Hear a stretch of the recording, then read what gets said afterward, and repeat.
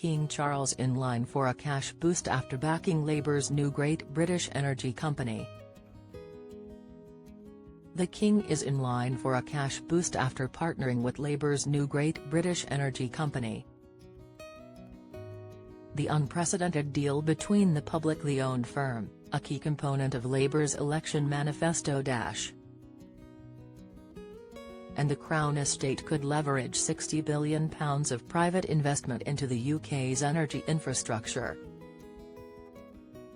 Labour said the deal is part of efforts to speed up the transition away from fossil fuels and towards homegrown, clean energy.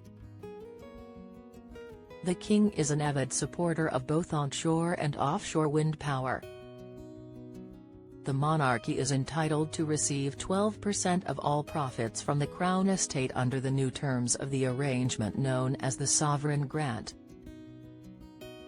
which supports the activities of the royal family. The rest is kept by the Treasury. The monarchy was previously entitled to keep 25% of profits, but this was reduced last year. Because of the rising income from the Crown's new offshore wind deals, similar adjustments could be made in future. The Crown Estate has a £16 billion portfolio of land and seabed. It is estimated the partnership will lead to up to 20 to 30 gigawatts of new offshore wind developments, enough power for the equivalent of almost 20 million homes. The full details are expected to be laid out soon, and legislation to create GB Energy will be introduced at Westminster today. It will set out the company's objectives and ensure it has access to funding, with £8.3 billion promised in the current parliamentary session. The government said the Crown Estate will also bring long-established expertise to the partnership,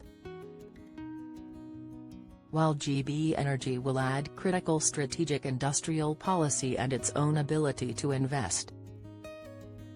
It is understood GB Energy will initially focus on project development and investment but could become an operator of individual wind farms.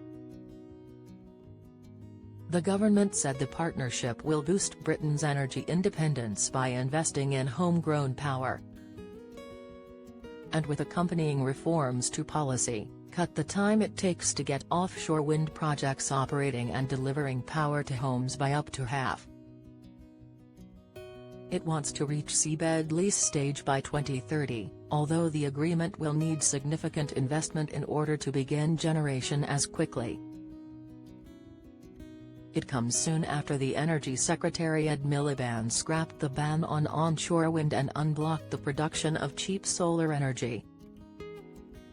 Prime Minister Sir Keir Starmer said, "My government is laser-focused on delivering change, to make people better off."